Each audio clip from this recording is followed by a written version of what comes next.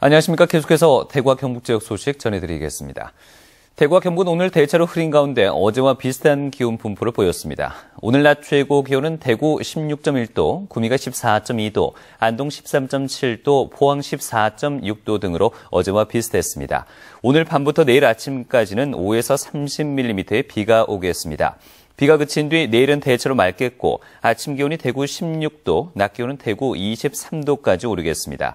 한편 대구 기상대는 토요일 늦은 오후부터 일요일 사이에 비가 올 것으로 내다봤습니다.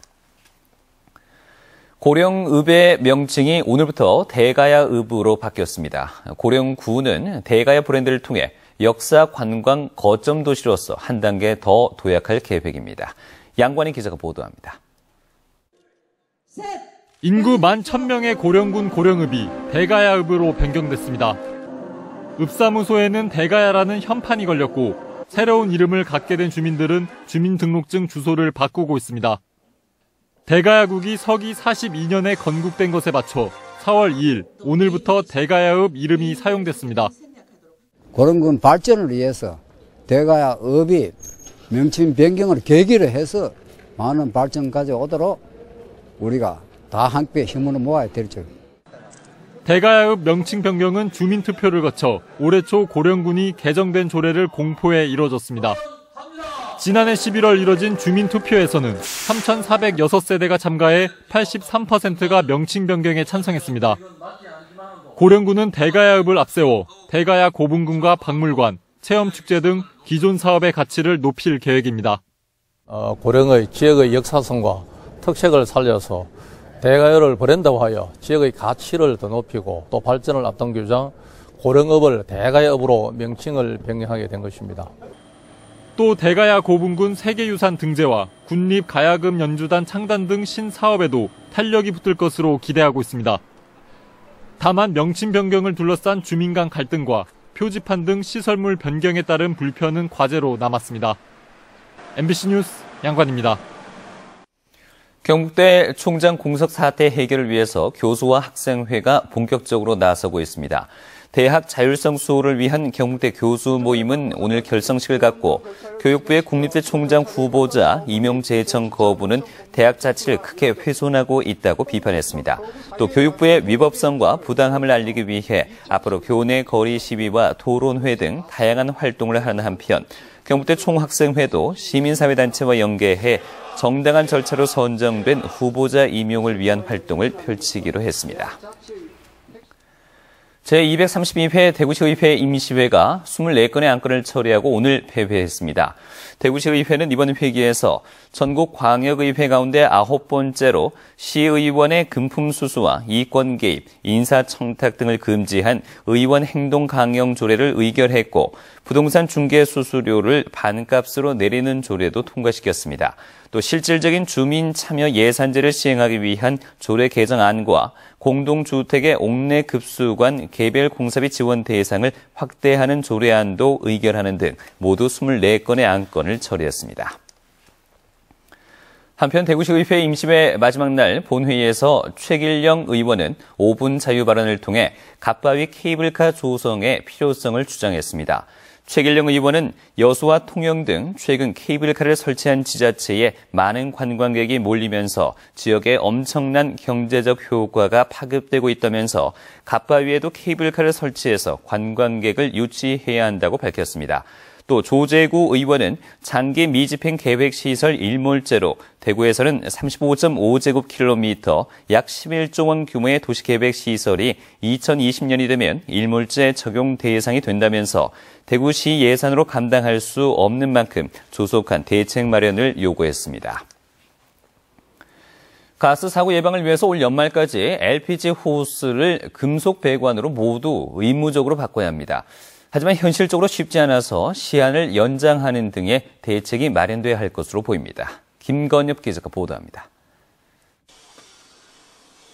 LPG 가스를 사용하는 주택에서 배관을 교체하는 작업이 한창입니다. 오래된 고무호스 대신 안전한 금속관으로 바꾸는 작업입니다. 균열이 생기게 되고 거기에서 가스가 노출될 위험성이 큽니다. 저희가 최근 5년 동안 이 시설 개선 사업을 추진한 결과 LP가스 사고를 무려 17.4%나 줄이는 큰 성과가 있었습니다.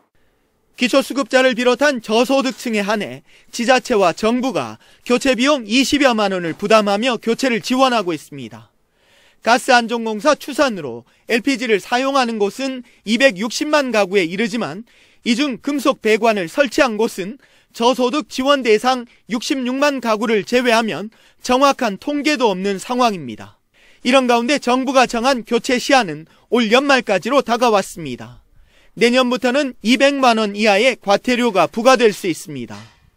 하지만 홍보가 제대로 되지 않은 데다 20만 원이 넘는 교체 비용 부담 때문에 LPG 호스를 올해 안에 모두 교체하기는 사실상 어려울 것으로 예상됩니다. 이거 아예 또 과태료 물린다 그거는 관계 집행 말도 안 되는 소리지. 홍보라도 하든지 안 그래.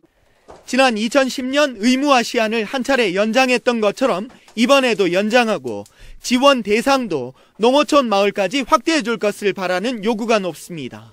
MBC 뉴스 김건엽입니다. 농협조합장 선거에서 금품을 받은 혐의로 경찰 수사를 받던 50대 조합원이 숨진 채 발견됐습니다.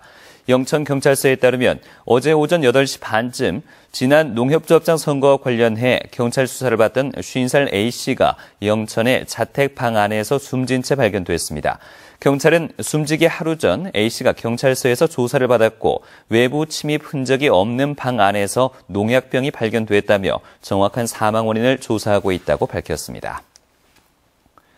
대구 수성경찰서는 어제 오후 마사지 업소에서 함께 일하던 39살 애인과 말다툼을 하다 흉기를 휘둘러 숨지게 한 혐의로 37살 김모 씨를 긴급 체포해 조사하고 있습니다. 김 씨는 범행 뒤 경찰에 스스로 신고했는데 경찰 조사에서 결혼을 약속한 피해자와 마사지 업소를 함께 운영하다 돈 문제로 갈등을 겪었다는 진술을 했습니다. 사흘 전 대구에서 귀가하던 30대 여성을 납치했던 일당 3명 가운데 잡히지 않았던 공범 2명이 경찰에 붙잡혔습니다. 대구 달서경찰서는 이미 잡힌 37살 차모 씨의 헤어진 여자친구를 납치하는 데 가담한 혐의로 37살 김모 씨와 28살 정모 씨를 부산에서 잇따라 검거했습니다. 납치 당시 주 용의자 차 씨는 운전석에 있었고 김 씨 등은 피해 여성을 강제로 승합차 트렁크에 밀어 넣은 것으로 드러났는데 경찰은 이들이 범행에 가담하게 된 경위를 조사한 뒤 구속영장을 신청할 방침입니다. 대구 달서경찰서는 지난해 6월부터 최근까지 검찰지청과 구청, 고등학교 등 15곳에 식품안전관리 인증인 햇섭 마크를 허위로 부착하고 소고기와 돼지고기를 매달 600만 원어치씩 납품한 혐의로 축산물 유통업자 39살 윤모 씨 등 2명을 불구속 입건했습니다. 경찰은 또 유통업자와 친척 관계이면서 햇섭 인증을 받은 자신의 법인 상호와 라벨지 등을 그대로 도용하게 묵인한 혐의로 축산업체 대표 41살 차모 씨도 입건했습니다. 지금까지 대구였습니다. 고맙습니다.